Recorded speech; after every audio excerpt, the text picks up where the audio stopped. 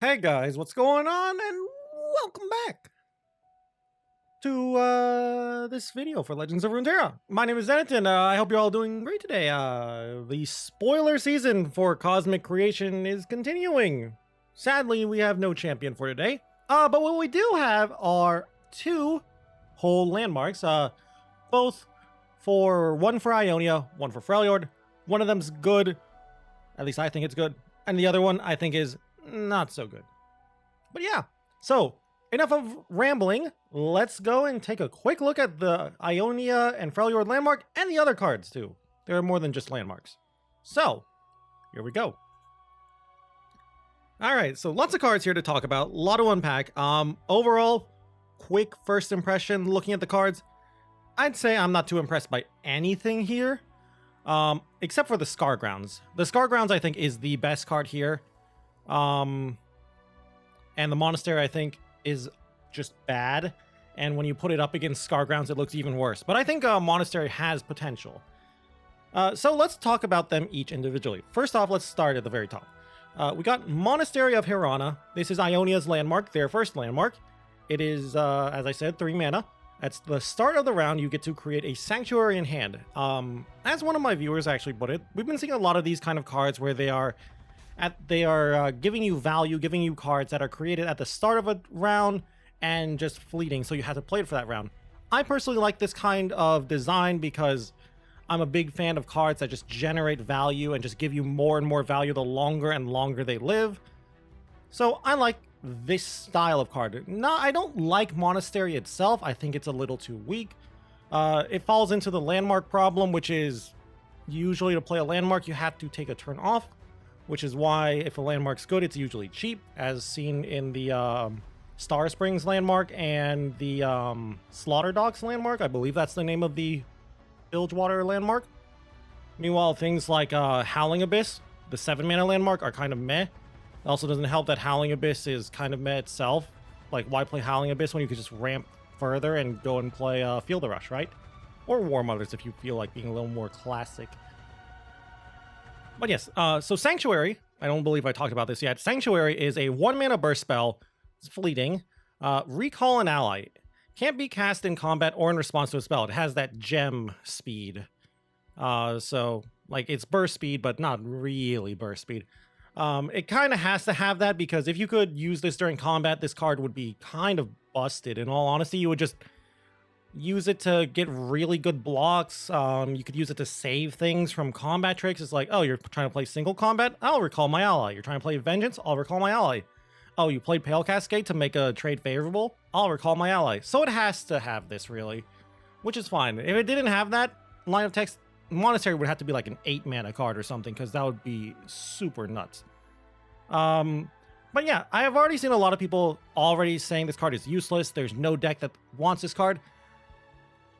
At the moment, I agree. Yes, there is no current deck that exists that wants this card, but I do think it has potential in a hand buff archetype. We have seen hand buff archetypes creep up every now and again a long time ago in Ionia. Now, granted, a lot of those cards have been nerfed too. But by being able to bounce those cards that will be buffing your hand back to your hand, you can get more buffs. So off the top of my head, what are some of these cards that you would like to bounce back to your hand? Greenglade Elder, the 3-mana 1/1 that when you summon it, all of your allies in hand get +1/+1. Inspiring Mentor, the 1-mana, I believe he's now a 2/1. When you play him, you get one of your allies gets +1/+0. I think now. I don't think he gives plus. I'm pretty sure it's not +1/+1 anymore. It used to be. They nerfed him. And you don't even have to really stay with just buffs, right? Anything that has a summon ability or a play ability, likes Sanctuary and likes recalling stuff, as we've seen from cards like Retreat. You would retreat a unit to replay it. Go Get It kind of does this as well. So what are some... Now, of course, you're going to have to replay the card, so you're going to have to spend more mana. So that's a lot of mana you're spending. So you'll probably want to keep it lower to the ground on what you're playing if you're trying to play this kind of deck that's trying to do all these kind of bounces and replays and stuff with Sanctuary. So what, off the top of my head, do I think of? Shadow Assassin. 3 mana 1/2. When you play it, draw a card. That's a lot of mana. Like, you're spending like 4 mana a turn just to draw a card, so maybe you'll use it for a combo deck or something. Other things I can think of are Kinku Wayfinder, the Allegiance card for Ionia, that when you summon it, if you hit the Allegiance, summon 2 1-cost allies in your deck, or from your deck. It's pretty nice to replay that over and over. We've seen that happen before, back when elusives were popular. Maybe this card will help out elusives and Ionia aggro in general. Maybe it might be a card you see play in control, because you can bounce things like, if you go outside of Ionia, you can bounce things like Rekindler. You can bounce things like Babbling Bjerg, Omen Hawk. Seems pretty good. And it does say ally instead of follower, so that means you can bounce champions as well, I believe. So you could bounce, like, I don't know, a Sejuani or a Trundle or something. Stuff that will do something when you play them. I think that's pretty good. I love these kind of janky, dirtily value engines. But in my honest opinion, I think this is going to be more for hand buff Ionia, which is pretty much non-existent at the meta. But if they get more and more cards, and this is a thing that I really like that Riot does in Legends of Runeterra, they don't seem to abandon archetypes just because they're bad at the moment. But so if Riot does keep giving hand buff Ionia cards, maybe we'll see the return of it. And it might not even be elusive too. So I'm a fan. Another card that's kind of cool with this is Navori Highwayman in the hand buff deck. The problem is, if you recall an ally, basically bounce it back to your hand, it does lose the buffs. So you'll play the Highwayman when he has buffs, bring him back to your hand, and then you'll have to buff him again, unless you just want to get a 1/2, of course. But yeah, I like the card. It seems fun. It seems more of a meme at the moment, but again, maybe we'll get more cards in the future and future sets that will help it out. But for now, I think it is strictly in meme territory. Maybe like a tier 3 or a low tier 2 deck will play it, but I'm not too impressed by the card. Next up, we talked about that card for a long time, but yeah. Next up, we got Boom Ship. I think this card's just bad. I have no idea like how to play this deck. So we have seen like powder control decks before, back when Bilgewater first came out, and then they kind of just disappeared after people realized, they're not that good. But you would use powder and you would use removal to try to control the board. So you use the card More Powder, the 2 mana summon 2 powder kegs card, and then you would play like a removal spell, like a Vile Feast or something, to basically drain 3. They were pretty fun, really nice decks. You would use Gangplank usually as one of your champions as well, because it would be another keg.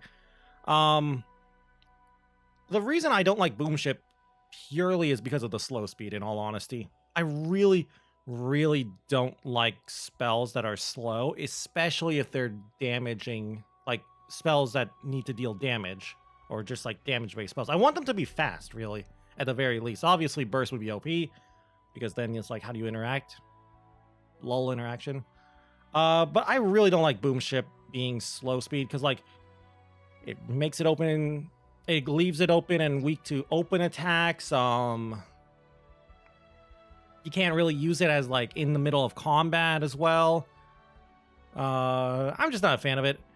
Also, like 3 mana to deal 1. Sure, if you have more powder, and you're probably going to have powder if you're playing Boom Ship. I'm just not the biggest fan. So like, how much damage would you say this would have to do for you to actually be happy to play this card? For me, I would say if this card's not dealing 3 damage, I'm not happy. At 2, I'm okay. If I play this card with no powder on the field, I'm not a happy boy.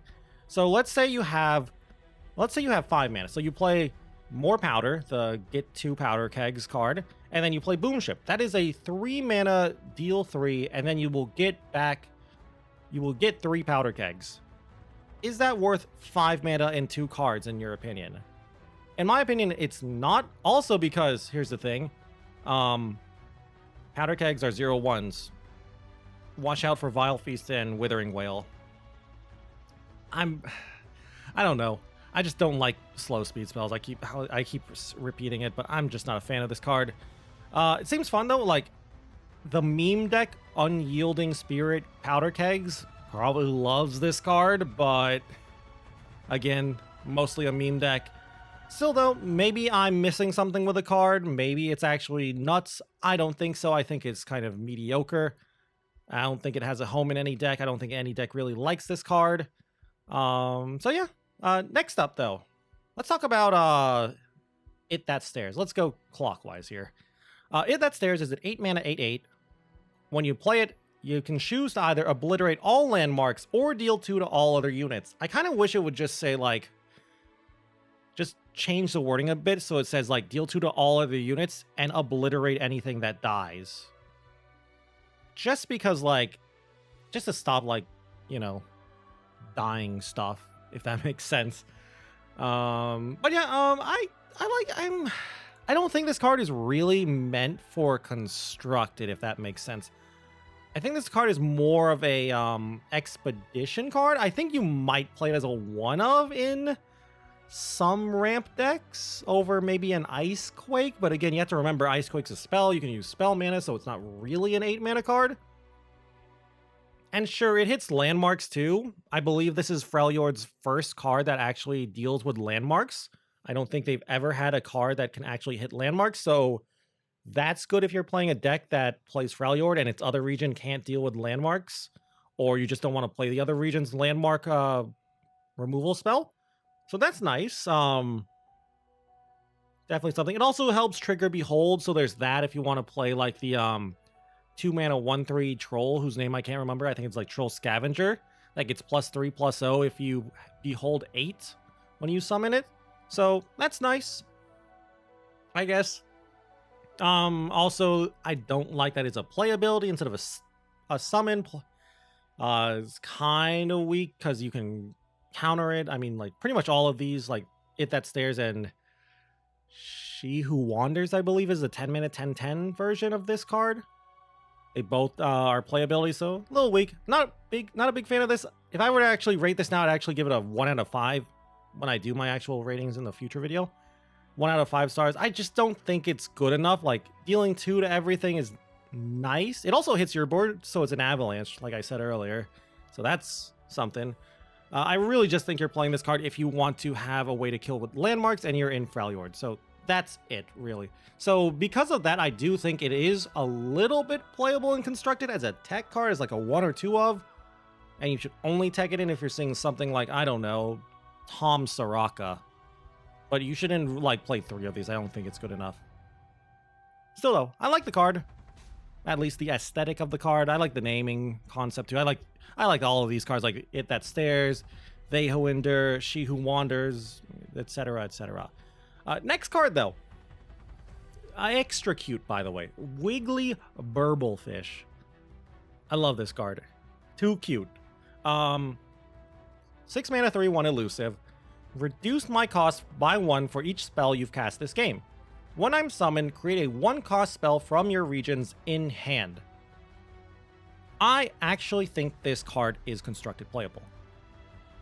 When I look at this card, the deck I think of right away is Fizz decks.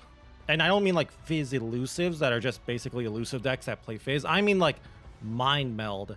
And before you say, streamer, isn't Mind Meld a meme?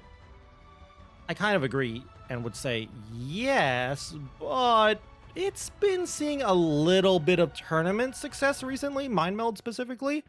Like there's been a Mind Meld deck, I believe, that is in the top 32 of a Riot tournament right now.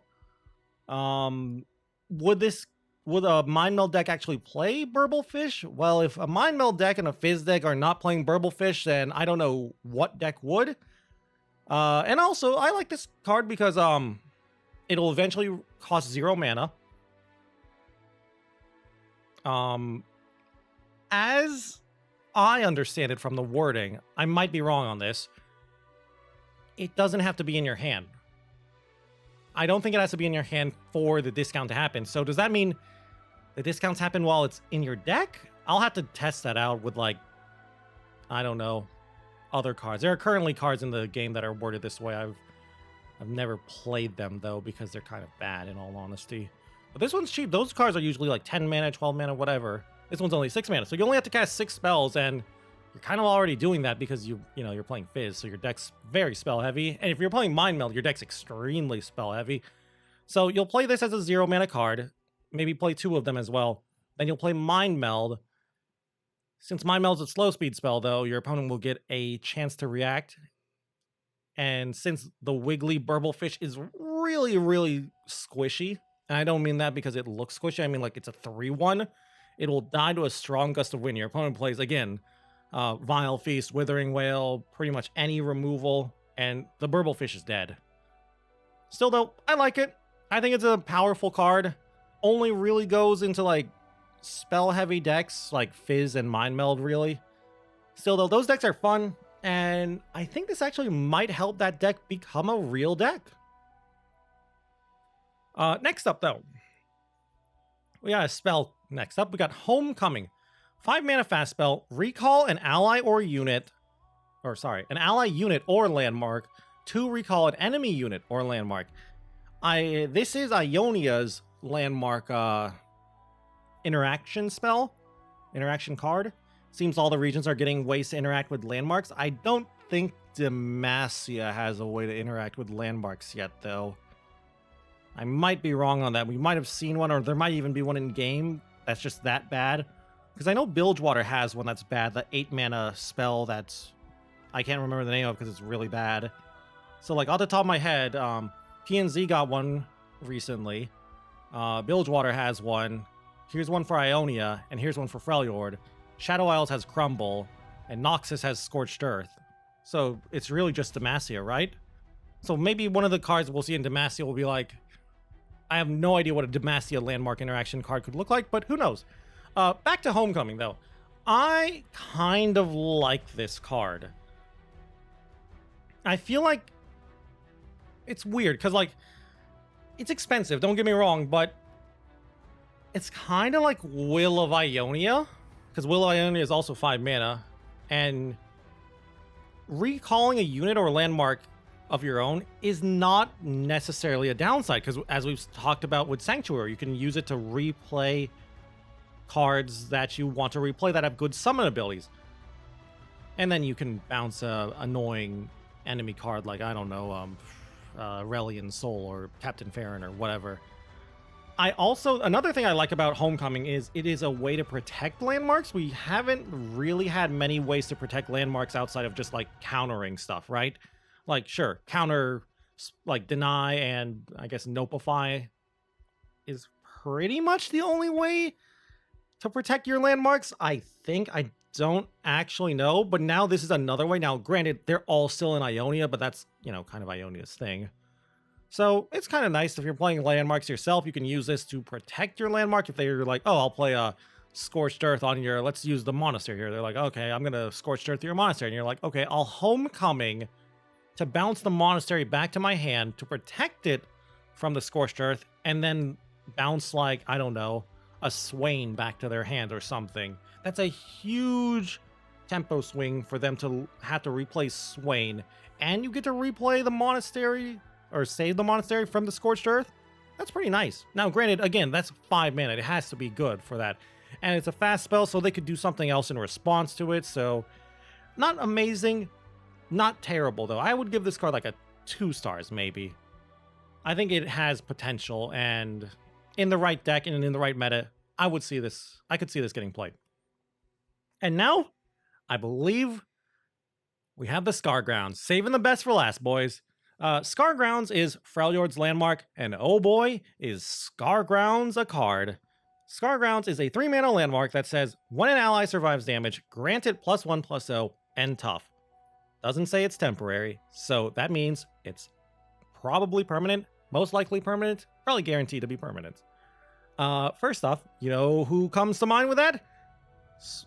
Vladimir and BRAUM. And I guess Swain too also helps out too, because he, you know, you can play Fortune Croaker and stuff, but namely just BRAUM and Vladimir.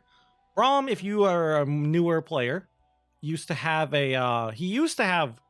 one attack. He used to be like a 1/5, I believe, what is his stat line.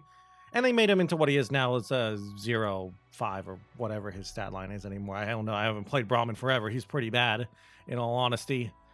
So now, though, thanks to Scargrounds, BRAUM will be able to become a 1/5 again, and he'll have tough. It's pretty good. And then I don't really think I have to talk too much about Vladimir here with this card. Vladimir decks are bad, like really, really bad, but this really helps out what they're trying to do. They're trying to like do some self-damage to each other. Giving stuff tough, I believe, is really good for those self-damaging cards. If you don't know, if you damage something that has tough, like if you ping something that has tough, using something, whatever, like, I don't know, a transfusion or whatever, it still technically counts because it's still, you're still doing damage. You're just, that damage is equaling to 0 because of tough. So it's still doing damage. So it still counts towards leveling up Vlad, I think. I might actually be wrong on this. I haven't played Vlad in forever, in all honesty. Now, I will say, though, you do actually have to find ways to damage your allies. Now, it just says they have to survive damage, so you can just be from regular combat, right? So even cards that are not just BRAUM and Vladimir, but say like Trundle. Trundle doesn't hate this card either. Trundle is fine with this card. Giving Trundle tough is fine. Basically anything with regeneration likes this card, really. I'm a big fan of Scargrounds. I am going to play it. I'm probably not going to play it too much because I'll be honest with you, those kind of decks, except for BRAUM, are not really my type of decks. I just want to play dirtily greedy control. Scargrounds feels more like a mid-range deck, maybe, and then you maybe play Scar Mother Vrina as your finisher, and then you get in a bunch of overwhelm damage and you just win. But it is in Freljord, so maybe like Anivia BRAUM can come back with this, is what I'm thinking. I don't know. I don't think so, but I like Anivia BRAUM, and anytime I see a card that can even slightly go into that deck, I will try it out, and I will play Anivia BRAUM for a few days until I remember it. This deck sucks. So yeah, Scargrounds, best card here in my opinion, has the most potential, but I do think every card here has potential to go into a deck of some type. Just Scargrounds is the one that stands out to me and to most people. I've noticed a lot of people are like, oh, Vladimir, BRAUM, they're going to be meta. I don't think they're going to be meta. I think they're going to be strong and viable. And unlike, especially Vladimir, unlike how Vladimir is now, which is you never see Vladimir. So that's going to be it. That's all we have seen for today as far as spoilers. Please, Riot, show me Riven. Maybe Riven will make the monastery good. Maybe Riven with the sanctuary will be a cool combo, depending on what Riven does. Riven pairing with Ionia wouldn't be out of character. That's kind of part of her story anyway. So, like I said, that's going to be it. I hope you all enjoyed me rambling. If you guys have any deck ideas that maybe I didn't mention, I would love to hear them. Any deck ideas that are using these cards, of course. If you guys want to keep up with the Runeterra commentary, content, whatever, please be sure to subscribe to the channel. I also hope you enjoyed the video, though. If you did, please be sure to leave a like or a comment down below. Also, if you guys want to watch me play some Legends of Runeterra, I stream pretty much every day over at my Twitch account at twitch.tv/Zeneton. Pretty bad at the game, in all honesty. Mostly play memes, but I play a lot. Anyway, though, that's going to be it. I'll see you in the next video. So have a good rest of your day, everyone. Take care, and until I see you guys again, bye.